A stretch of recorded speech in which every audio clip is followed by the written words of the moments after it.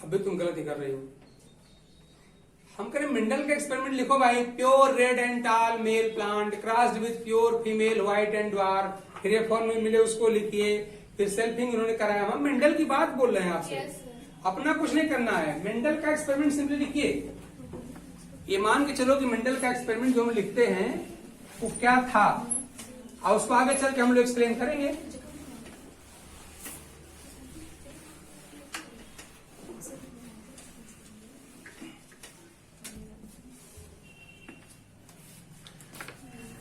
Mendel ने ही किया होगा ना कि एक मेल प्लांट प्योर लिया होगा, फ्लावर कलर उसका रेड है, प्लांट हाइट टाल है, इसको क्रॉस कर दिया होगा जस्ट कंट्रास्टिंग वाले से। हाँ, तो यहाँ पर फीमेल हो गया, ये भी प्योर होगी, और यहाँ पे फ्लावर कलर में व्हाइट हो गया होगा, और प्लांट हाइट में ड्वार्फ हो गया। यहाँ से हम पैरेंटल जनरेशन कहते हैं। ये क्रॉस कराने के बाद उनको F1 मिला होगा, और F1 में आप जानते हैं हमेशा डोमिनेंट कैरेक्टर अपीयर होते हैं, तो मेंडल ने पिंक नहीं मिलेगा। डोमिनेंट रिसेसिव बताया गया था कि अगर दो कंट्रास्टिंग कैरेक्टर को क्रॉस करने के बाद F1 में जो आए वही डोमिनेंट कहलाता है। और इसको प्रैक्टिकली टेस्ट किया था, कोई रूल इसके लिए नहीं है। मेंडल ने सही में रियल में दो प्लांट लिया था, एक इस कैरेक्टर वाला एक इस कैरेक्टर वाला, दोनों को क्रॉस कराया, फिर वेट किया सीड बनने तक, सीड को फिर बोया, फिर जनरेशन का प्लांट निकला। पूरे 8 साल टाइम लगा था भाई, जिसको हम निपटा रहे हैं 2-3 मिनट में, 5 मिनट में। इसके लिए मेंडल साहब पूरे 8 साल का टाइम लगा था। आप करेंगे आपको भी टाइम लगेगा। क्यों? एक ऐसा प्लांट लिया, ऐसा प्लांट लिया, इसका पॉलन ग्रेन लेके इसके स्टिग्मा पे पहुंचाया, आगे चल के पॉलिनेशन फर्टिलाइजेशन हुआ, फिर आगे चल के पूरा एम्ब्रियोनिक डेवलपमेंट होगा, सीड बनेगा, टाइम लगेगा ना इसमें। फिर सीड को फिर बोएंगे, अगली जनरेशन का प्लांट निकलेगा, उसमें रूट लीव सब आएगा, आगे चल के इसमें फिर फ्लावर निकलेंगे, तब ना उसका फ्लावर चेक करेंगे रेड है कि व्हाइट है। इसमें लगभग 3 से 4 महीने का टाइम लगेगा। ठीक है ना, याद रखो आप लोग। जिसको हम निपटा रहे हैं 5, 7, 10 मिनट में, उसके लिए आप जरा खुद सोचो, आपको एक्सपेरिमेंट करना हो कितना टाइम लोगे आप लोग। अरे भाई हमारे पास पी प्लांट है, पी प्लांट हमने देखा कि इस कैरेक्टर वाला क्रॉस किया, इसका पॉलन ग्रेन यहाँ पर पहुंचा दिया, फिर आपने खाली बस पॉलिनेशन तो करा दिया, अब समय के साथ उसका फर्टिलाइजेशन होगा। और आज भी आप जानते हैं कि किसी बायोलॉजिकल प्रोसेस को ना तो हम हास्टेन कर सकते ना स्लो कर सकते, अपने टाइम से होगा, अपने हिसाब से। पॉलिनेशन हो गया, समय से फर्टिलाइजेशन होगा, एम्ब्रियोनिक डेवलपमेंट होगा, आगे चल के उसमें सीड का फॉर्मेशन हो जाएगा, सीड मैच्योर होगा, फिर निकालेंगे, फिर बोएंगे, फिर समय से उसका जर्मिनेशन होगा अगले जनरेशन प्लांट का। पहले वहां पर रूट स्टेम लीफ आएगा, फिर आगे चल करके तब जाके बहुत देर के बाद तो फ्लावर निकलेगा वहां पर। तो पूरे 3-4 महीने का टाइम लगेगा, क्योंकि पी प्लांट का लाइफ इतना होता है 3-4 महीने का। ठीक है ना, तो 4-5 महीने लगाएंगे तब जाके आपको ये मिलने वाला है, प्रैक्टिकल करेंगे तो। और सब प्रैक्टिकल करके पता लगाया गया था कौन डोमिनेंट कौन रिसेसिव है, इसका कोई फार्मूला नहीं है। तो कंट्रास्टिंग कैरेक्टर के बीच क्रॉस कराने के बाद F1 में जो आएगा उसी को डोमिनेंट कहा जाएगा। और मेंडल ने इतना टाइम लगाया था, और लगा करके बाद तब पता लगाया कि रेड और व्हाइट में से रेड डोमिनेंट होता है, इसका कोई फार्मूला नहीं होता। जो F1 में आ जाए वही डोमिनेंट। तो मेंडल ने सब करके देखा था कि टाल और ड्वार्फ बीच क्रॉस कराएंगे तो 3-4 महीने बाद आपको दिखेगा कि यहाँ जो प्लांट मिलेगा वो टाल प्लांट वाला होगा। ये सब एक्सपेरिमेंटल फाइंडिंग्स है, याद रखिए। ठीक है ना, अब इसलिए हमने कहा उनका बस एक्सपेरिमेंट आप लिख दीजिए, हमने नहीं कर रहे, वो पहले का कराया हुआ है। तो यहाँ पे F1 में क्या मिला था उनको, रेड मिलेगा और टाल मिलेगा। ये सारी बात पी प्लांट की है, हर प्लांट में ऐसा हो कोई जरूरी नहीं है। पी प्लांट के लिए सारा रूल है ये, पी प्लांट को मेंडल ने सारा काम किया था। ठीक, फिर क्या इन्होंने इसकी सेल्फिंग करा दिया, और सेल्फिंग कराने के बाद आप जानते हैं ऐसा F2 मिलती है। तो उनको F2 जनरेशन में 4 तरह के प्लांट मिले थे, 4 टाइप के मिले थे। एक मिला था जिसका फ्लावर कलर रेड था, प्लांट हाइट टाल था। दूसरा मिला था जिसका फ्लावर कलर इसका जस्ट अपोजिट था, व्हाइट, और प्लांट हाइट ड्वार्फ थी। और 2 ऐसे मिल गए थे जिसमें एक में फ्लावर कलर रेड था और प्लांट हाइट ड्वार्फ था, और एक में फ्लावर कलर व्हाइट था और प्लांट हाइट टाल था। ये उनको एक्चुअली मिला, हम लोग अपने मन से कुछ नहीं लिख रहे हैं, मेंडल ने क्रॉस किया, उनको ये सब मिला। ये सब करने में लगभग उनको 1 साल का टाइम लगा होगा। पूरे 8 साल का समय क्यों लगा, जबकि फुल टाइम उसी में बिजी रहते थे बेचारे। ठीक है ना, ये एक्सपेरिमेंट आपका है। अब लॉ का नाम लिखिए, लॉ का नाम क्या है? Law of independent assortment.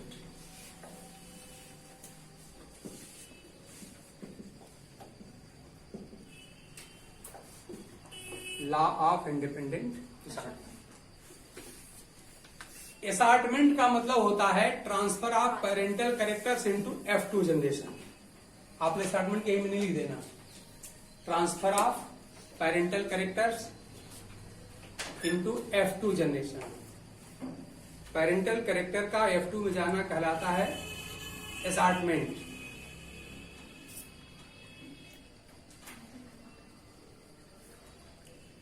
और इंडिपेंडेंस का मतलब फ्रीडम होता है, सबको पता है। ठीक है ना, इसी टाइटल को पकड़ो, इसी को लेके एक्सटेंशन आपका हो जाएगा अच्छी तरह से। ठीक है, देखिए पेरेंट में क्या लिया गया, देखिए ऐसा रेड के साथ टाल मीन्स डोमिनेंट के साथ डोमिनेंट। ठीक, यहाँ क्या था, रिसेसिव के साथ रिसेसिव। यानी पेरेंटल जनरेशन के कॉम्बिनेशन क्या थे, tall with tall and sorry उल्टा बोल गया, dominant with dominant and recessive with recessive. ठीक है, लेकिन जरा F2 में देखिए यहाँ क्या मिला, जो पेरेंट में था यहाँ पर मिला, मिलना भी चाहिए, dominant with dominant, red and top. ये देखिए यहाँ पर था, यहाँ भी आया, ये भी मिल गया। लेकिन आप देख रहे हैं कि दो ऐसे कैरेक्टर मिले जो पेरेंट में नहीं थे। पेरेंट के मेल और फीमेल दोनों को चेक करिए, किसी में भी आपको रेड के साथ ड्वार्फ दिखाई नहीं पड़ रहा है। रेड है अगर मेल में तो ड्वार्फ कहां पर है, फीमेल में है ना।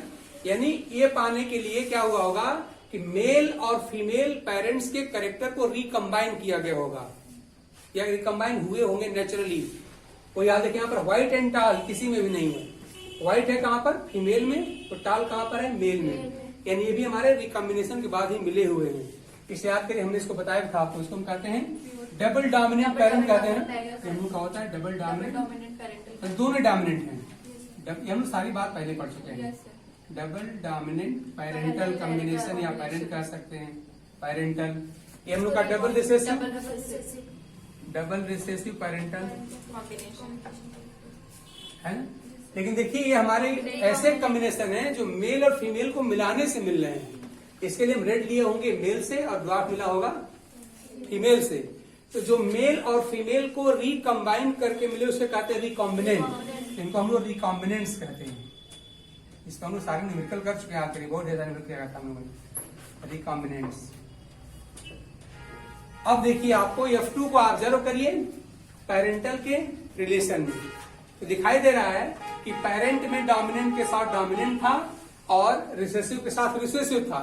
लेकिन F2 में सारे पॉसिबल कॉम्बिनेशन है, dominant with dominant parental, recessive with recessive again parental, but dominant with recessive भी है और रिसेसिव विथ डोमिनेंट भी है। इसका मतलब पेरेंटल जनरेशन का कोई भी कैरेक्टर किसी के साथ F2 में जाने के लिए फ्री है, इंडिपेंडेंट है।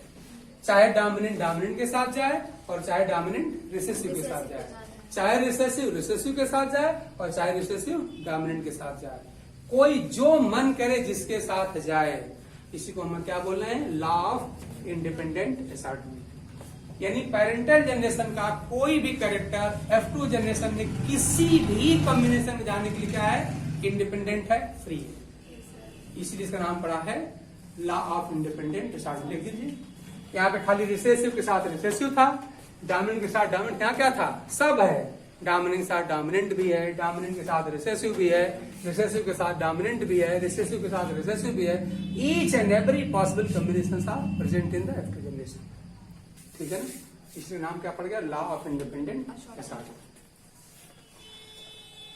ठीक है, अब कोई पूछे कि ये लॉ ऐसा क्यों है तो फट से बताइए कि just observe the phenotypic combination of parental and F2 generation, and during observation you will find that each and every character present in parental generation is free to go in F2 generation with any other character, may it be dominant combination or may it be dominant recessive combination।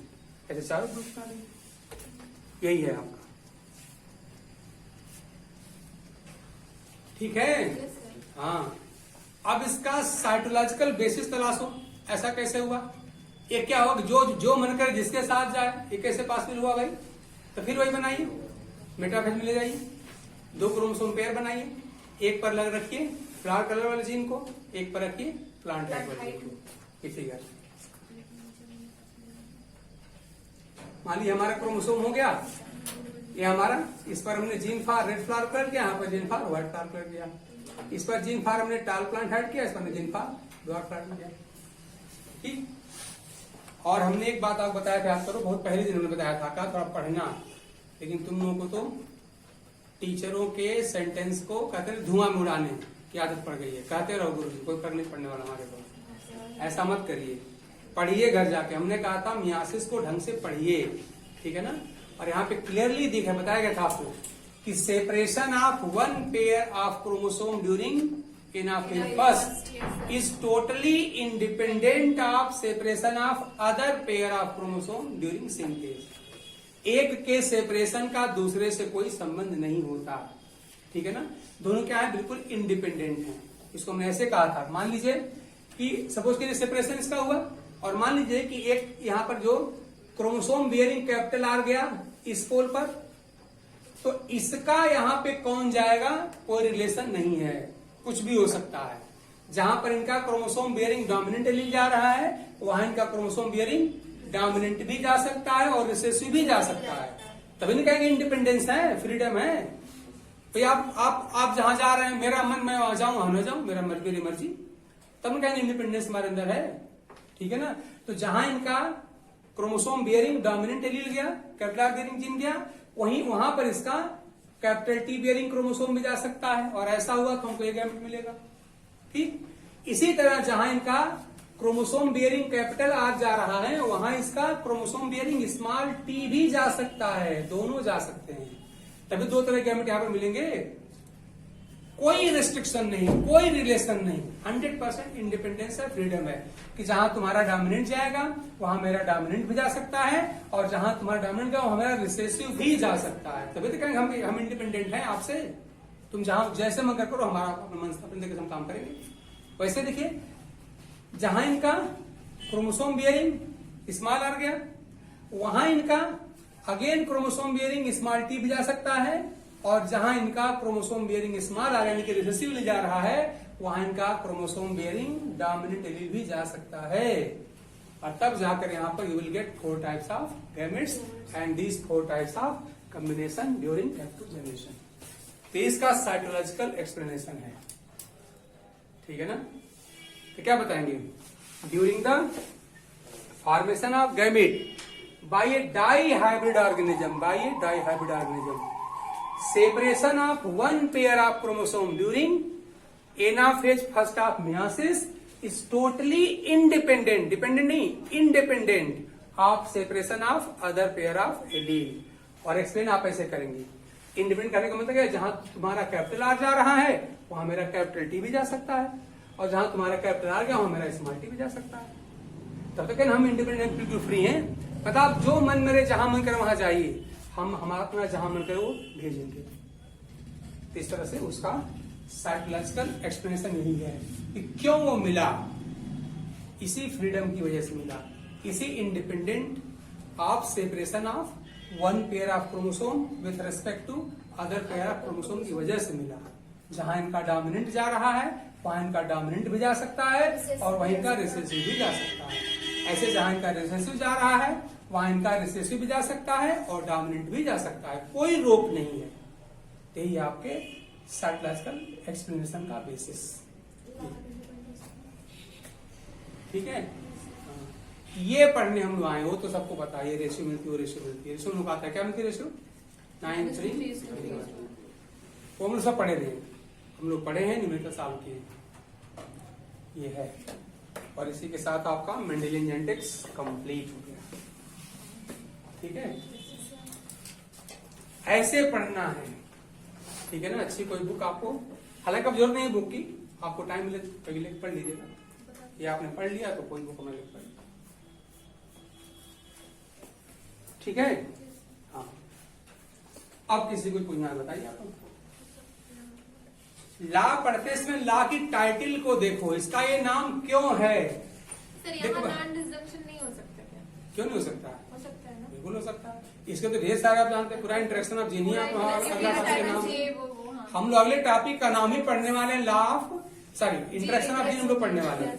हमने आपको बताया था कि जब तक हम लोग Mendel's law पढ़ेंगे उसके कुछ सपोजिशन हमने बताए थे कि जब तक मेंडल्स लॉ पढ़ेंगे तब तक ये मान के चलेंगे कि वहां पर कोई लिंकेज नहीं है, कोई क्रॉसिंग ओवर नहीं है, खाली एक ही तरह का रिलेशन है, वो है डोमिनेंट रिसेसिव टाइप का रिलेशनशिप। एक कैरेक्टर एक ही जीन से रेगुलेट होता है, एक जीन एक ही कैरेक्टर को रेगुलेट करता है, एक जीन के दो ही एलील होते हैं, ठीक है ना। ये सारी बात मान के हम लोग मेंडल्स लॉ पढ़ते हैं, ठीक है ना। ये सारी बात हमने पहले भी बता दिया था, ठीक है ना। हाँ। अगर मैं आपको पूछूं मान लो लिंकेज है, अगर ऐसा कह दिया जाए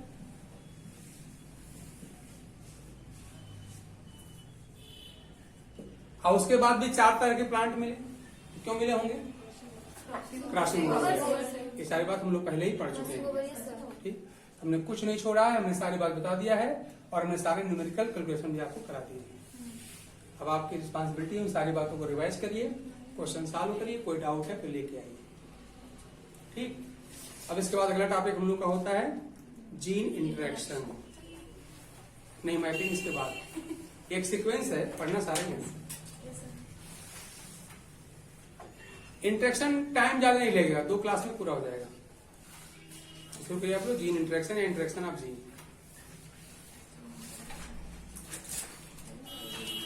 जीन इंटरेक्शन और इंटरेक्शन ऑफ जीन।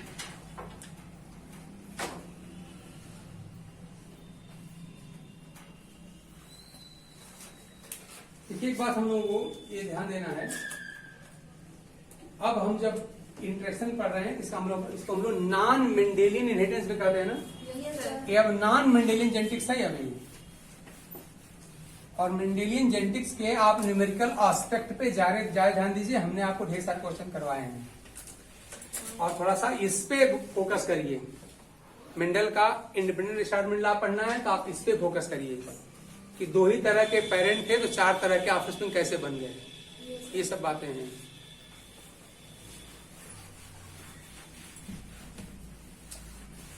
देखो भाई साइंस के स्टूडेंट हैं तो आप जो क्वेश्चन वर्ड्स हैं ना उनसे लव करिए। Question words why, when, where, whom, whose, ये हमारे लविंग वर्ड्स होने चाहिए।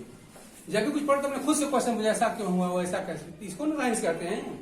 अपने साइंस ऐसे लगता है कि अपने लाइफ साइंस को हिस्ट्री की तरह पढ़े जा रहे हैं, इस समय ये लड़ाई हुई, ये जीता, वो हारा, हो गया, कहानी खत्म। ऐसा नहीं काम बनेगा भाई।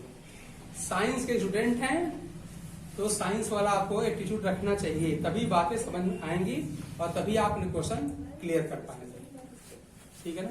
चलिए अब देखिए हम लोग ये पढ़ रहे थे, आप करिए अब तक यही पढ़े हैं कि there is no interaction at all between 2 different genes or 2 alleles of same gene. किसी किस्म का कोई इंटरेक्शन हम लोग मना करके पढ़ रहे थे मेंडल्स लॉ में, और वहां पे कहा गया था कि genes and their alleles function in isolation, सब अपना अपना काम करते हैं, कोई किसी का इंटरफियर नहीं करता। कब ऐसा बोले थे? मेंडल जेनेटिक्स में। वहां पे एक लाइन क्या था? Genes and their alleles function in isolation, यही कहा गया। तो कहानी खत्म हो गई। अब क्या पढ़ रहे हैं कि actually phenotype of any organism is the result of different type of interaction, may be intergenic और इंटरएलिलिक। याद रखिए, अब हम बिल्कुल उल्टा बोल रहे हैं। हम कह रहे हैं कि जो भी कैरेक्टर हमको दिखेगा, इनफैक्ट उस ऑर्गेनिज्म के न्यूक्लियस में जो क्रोमोसोम्स हैं, उस पर जो जीन्स हैं, उनमें डिफरेंट टाइप के इंटरेक्शन का रिजल्ट है वो। आज हम ये बोल रहे हैं। इसके पहले क्या बोले थे कि genes and their alleles function in isolation, सब अपना अपना काम करते हैं। क्या ऐसा बिल्कुल नहीं है? अब आप जरा बताओ। नहीं, आप जानते हैं बहुत ज्यादा कॉम्प्लेक्स चेन ऑफ रिएक्शन वहां पर होती है। आपने पढ़ा होगा पूरा का पूरा। हमारा जीन मतलब सिंपली सेगमेंट ऑफ डीएनए होता है, वो डबल स्टैंडर्ड होता है। पहले ओपन होकर सिंगल स्टैंड होगा, फिर ट्रांसक्राइब होगा, फिर उसकी प्रोसेसिंग होगी तो एमआरएनए बनेगा, फिर वो ट्रांसलेट होगा, फिर यहाँ पर पॉलीपेप्टाइड बनेगा, फिर उसकी प्रोसेसिंग होगी तब जाकर के फंक्शन यहाँ पर 3D फिगर आप यहाँ पर प्रोटीन बनती है, वो प्रोटीन हमारा काम करती है। तो इतने कॉम्प्लेक्स चेन से वो पास होगा, इस समान आपका दिया जाए कि आपको जगने से लेकर शाम तक दुनिया भर के काम करने हैं, गिना डाले पूरा, सुबह सूर्य एक्सरसाइज करना, प्राणायाम करना, खाना बनाना, यहाँ जाना वहां जाना, ये करना वो करना, दुनिया भर काम कर, किसी कोई मतलब नहीं रखते हैं। ये कैसे होगा भाई?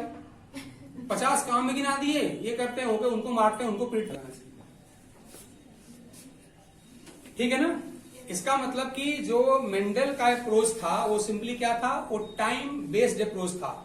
उस समय सारी बातें पता नहीं थी, आगे चल के सारी बातें पता चलती चली गई। तो याद करिए, हम लोग का जो साइंस था वो शुरू में नेचुरल साइंस था। फिजिक्स, केमिस्ट्री, मैथ, बायो कहाँ था? कुछ नहीं था, सब नेचुरल साइंस था हमारा साइंस। आगे चल के रिसर्च हुआ, नई नई बातें सामने आई, और आज तो आप जानते हैं कि हर सब्जेक्ट के कई डिफरेंट डिसिप्लिन हैं, टॉपिक्स हैं। तो ऐसे आप मान चलिए कि मेंडल के टाइम का हम जितनी बातें अब मानने जा रहे हैं, आपको सुन के लगेगा कि मेंडल ने कुछ किया ही नहीं, लेकिन मेंडल ने कुछ किया नहीं, ये बात आप मत सोचिए, क्योंकि मेंडल के टाइम में क्या था। मेंडल के सामने आप जरा याद करिए कि क्या मेंडल के पास पढ़ने के लिए जेनेटिक्स पे कोई लिटरेचर था? जब वही खुद ही फादर ऑफ जेनेटिक्स है, तब बताइए कौन लिटरेचर मिला वो पढ़ने के लिए? ठीक, तो आप जरा मेंडल को असेस करते समय मेंडल के टाइम में जाकर सोचिए कि वहां क्या था। जैसे मान लीजिए पता चला, सपोज करिए हम करें आपके मान लीजिए आपके हम ग्रैंडफादर की बात करें, वो बेचारे जहां पे घर था वहां से मानिए 20 किलोमीटर पैदल जाके वो पढ़ने जाते थे। कोई कोचिंग ट्यूशन नहीं था। पहले आप जानते हैं हर जगह लाइट नहीं थी, हो सकता था कि मिट्टी का क्या आप लोग क्या, हमारे यहाँ तो दिया है, डिबरी कहा जाता है, उसमें बेचारे पढ़े थे, घर के काम भी करते थे।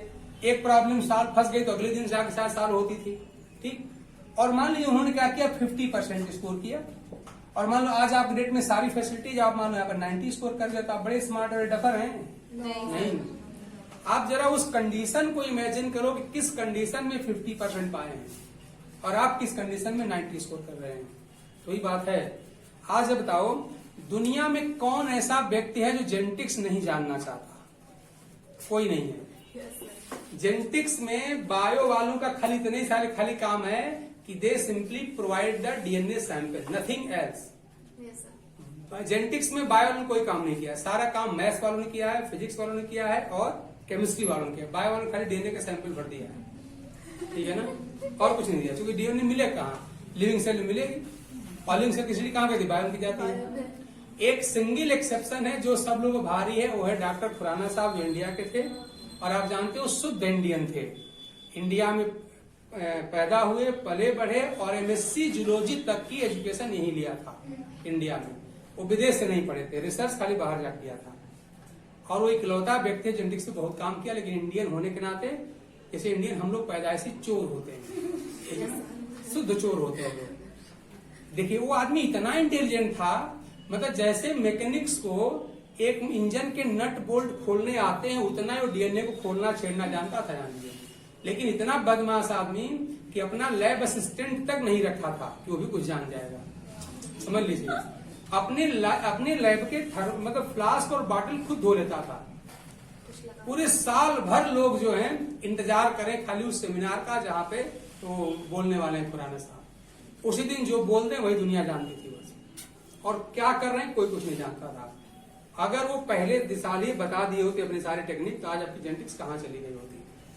वो आदमी जो रिकॉम्बिनेंट डीएनए टेक्नोलॉजी का जादूगर था, मतलब उतना नॉलेज किसी को नहीं था। आप जानते हैं जब आप लोग पढ़े होंगे जेनेटिक कोड, तो जेनेटिक कोड पे मतलब बरसों लोगों ने लगाया, कुछ नहीं पता चला, और एक साल में सारा का सारा बता दिया कि ये होता है, ये होता है, ये होता है, दुनिया भर की टेक्नोलॉजी बता दी उसको। मतलब सुपर मास्टर ने किसी को कुछ नहीं बताया वाले, बस उनके पैरेलल लोग जानते रहे, कुछ करते रहे काम, कुछ नहीं हुआ। जब मर गए तो अपने साथ सब दान लेके चले गए। अरे किसी को बता दिए होते हमें इसे टेक्नोलॉजी हम जानते हैं, किसी को नहीं बताते आदमी ने, इसीलिए कह रहे कि हम भारतीय चोर होते हैं। अरे यार थोड़ा कम से कम अपने ही लोग बता दिए होते, अपने ही घर के रिश्तेदारों को बता दिया अरे टेक्निक है, तो कम से कम जेनेटिक्स हमारा आगे बढ़ गई होती। तो जेनेटिक्स का दो लोगों ने नाश किया, एक नगेली और एक खुद पुराना। हालांकि जेनेटिक्स ने बहुत काम किया, इसमें कोई दो राय नहीं है, लेकिन ये और लोगों को बता दिए होते तो पूरी दुनिया मिलकर काम करती ना। क्या करिए आप लोग, यही प्रॉब्लम है, इन्होंने किसी को बताया नहीं, अकेले अकेले काम करते थे, और ये थे बड़े इंटेलिजेंट आदमी। इनको किसके लिए मिला Nobel prize?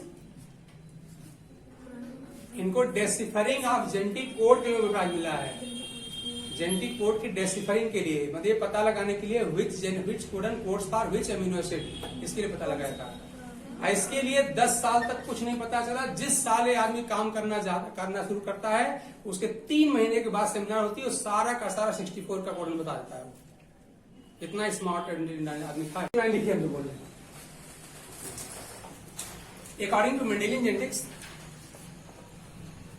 According to Mendelian supposition, जरा लिखिएगा, according to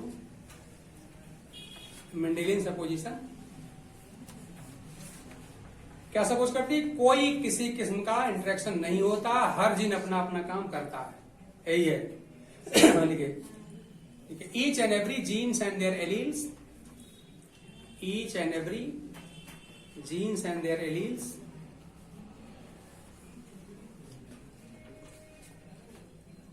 function in isolation, function in isolation,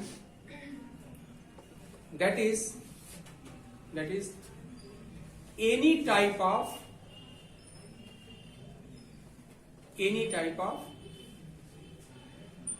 interaction do not take place,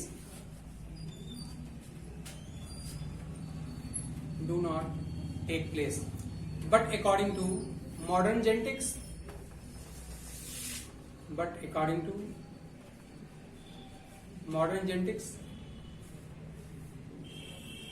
the phenotype of an organism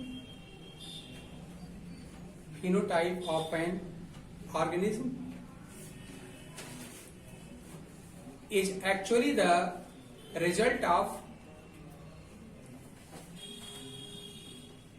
different types of gene interactions.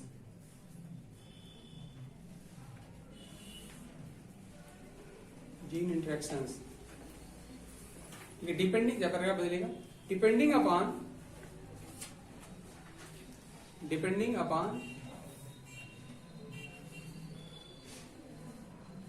the nature of interacting alleles,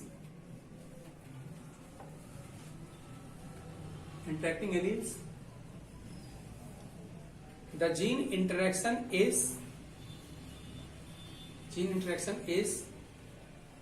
of following two types.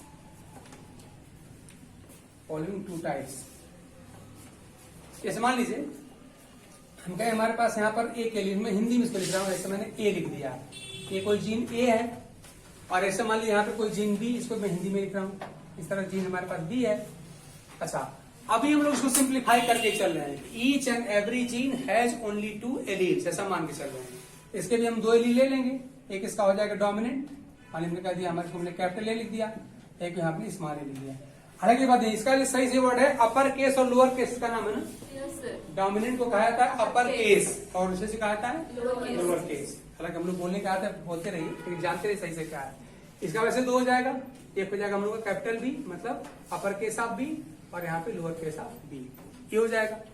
अब देखिए जैसा, अगर हम ऐसा कर दें कि देखिए यहाँ पर जीन ए के ही यहाँ पे 2 एलील्स हैं, तो अगर मैं कह दूं कि यहाँ पे कैपिटल ए और स्मॉल ए के बीच में इंटरेक्शन हो रहा है ना, या interaction is taking place between capital B and small B, ठीक।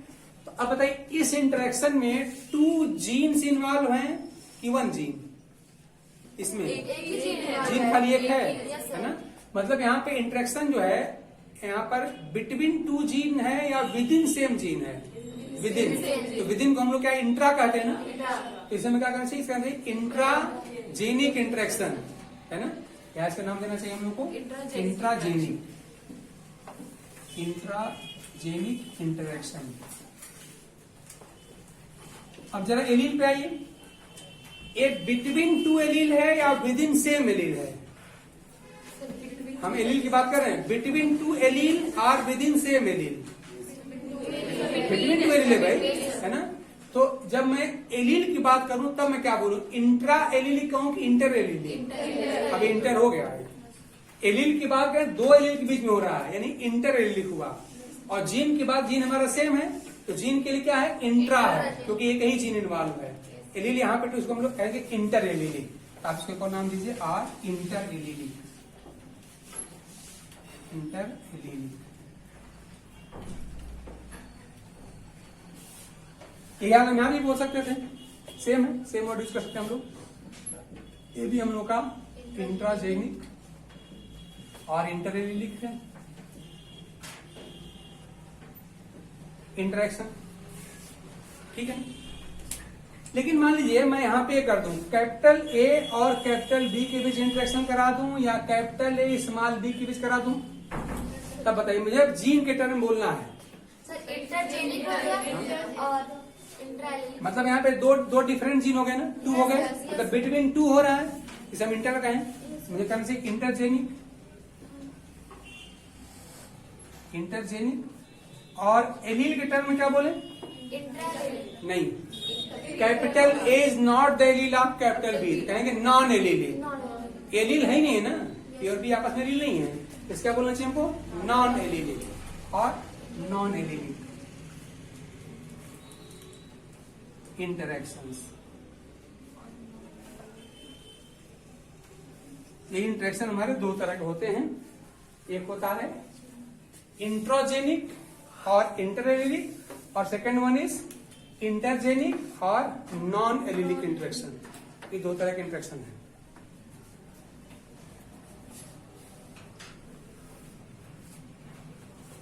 ठीक है ना। और इसमें खाली आपको एक बात की प्रैक्टिस करना है, मैंने बता भी दिया था आपको।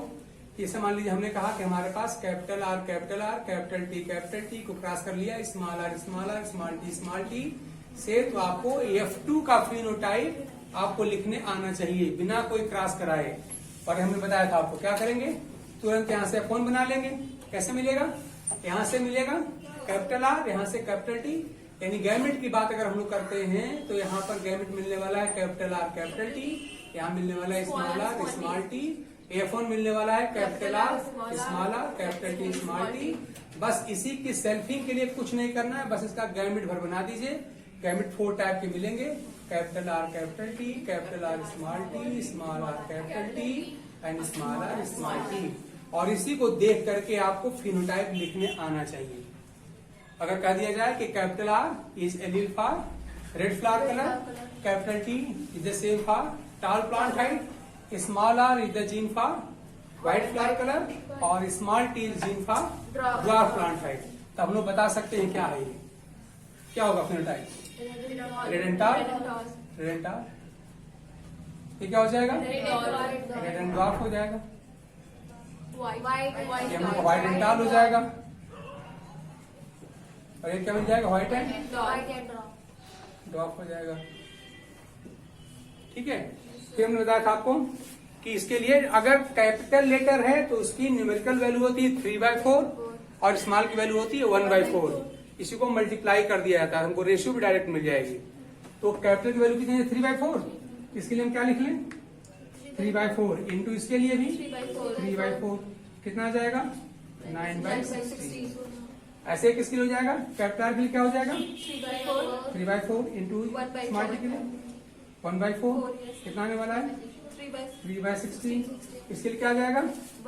1/4, इसके लिए 3/4, अगेन इट विल गिव 3/16, और यहाँ दोनों के लिए 1/4, 1/4 इंटू 1/4। ठीक, तो ये ट्रिक हम लोग फॉलो करेंगे, जल्दी से हमको सारा अपना रेशियो मिल जाएगा। तो कोशिश हम करेंगे कि आपको रेशियो कोई भी रटनी ना पड़े, डायरेक्ट रेशियो आप निकाल लेंगे। ठीक है ना। हम लोग पढ़ेंगे तो कोई रेशियो हम लोग रटेंगे नहीं, डायरेक्ट हम रेशियो खुद निकाल लेंगे। खाली कॉन्सेप्ट पढ़ेंगे कि कॉम्प्लीमेंट्री में क्या होता है, सप्लीमेंट्री में क्या होता है, डुप्लीकेट में क्या होता है, एपिस्टेसिस में क्या होता है, सब खाली बस कॉन्सेप्ट कोई बताए। रेशियो हमें नहीं चाहिए, हम रेशियो खुद निकाल लेंगे। ठीक है ना। तो खाली उसकी प्रैक्टिस आप लोग करके ढंग से रखिएगा। अगले क्लास में आई होप की मैक्सिमम हम लोग पूरा करेंगे। ठीक है, बस आज के इतना ही, फिर दिखा जाएगा। थोड़ा पढ़ने की हैबिट डालिए भाई, अच्छी बुक सेलेक्ट करिए कोई जो आपके पास हो और पढ़िए।